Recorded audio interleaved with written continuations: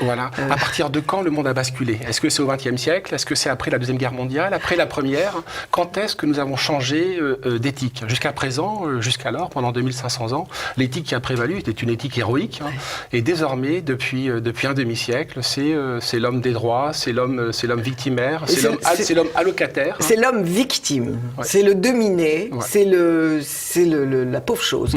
Il n'existe que par le cahier de doléances qu'il peut offrir et présenter aux autres et présenter au monde. Or, dans l'Ancien Monde, mais l'Ancien Monde a survécu jusqu'aux années 1950, hein, il va donc de Homère jusqu'aux années 1950, dans l'Ancien Monde, il en allait tout autrement. Je rappelle qu'un de nos grands auteurs du théâtre classique français, qui est Corneille, hein, Corneille est devenu aujourd'hui une chose morte, est tombé en désuétude, il est frappé de péremption. Pourquoi il est frappé de péremption? Parce qu'il en appelle à la race, au sens ancien du terme, hein, c'est-à-dire à la vigueur du sang, il en appelle à l'héroïsme. À l'héroïsme, ce sur quoi reposait l'ancien évangile de l'homme européen.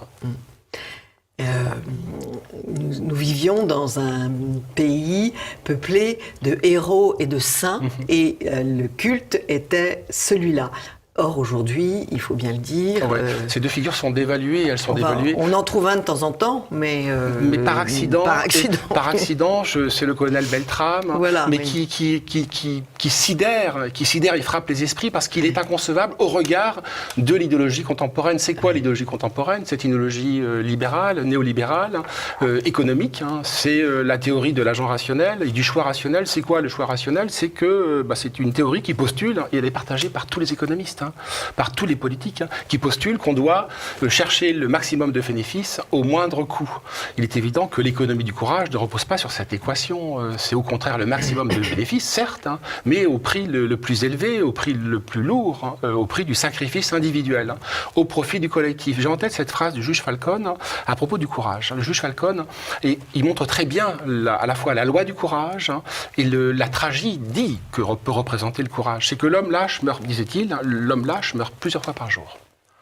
L'homme lâche meurt plusieurs fois dans une vie. Le courageux ne meurt qu'une fois par jour. Ne meurt qu'une fois dans une vie. Et certes, il meurt, bien sûr, mais c'est toute la différence entre un univers qui repose sur une lâcheté. Mais je m'entends, la lâcheté n'est pas théorisée, elle est tacite.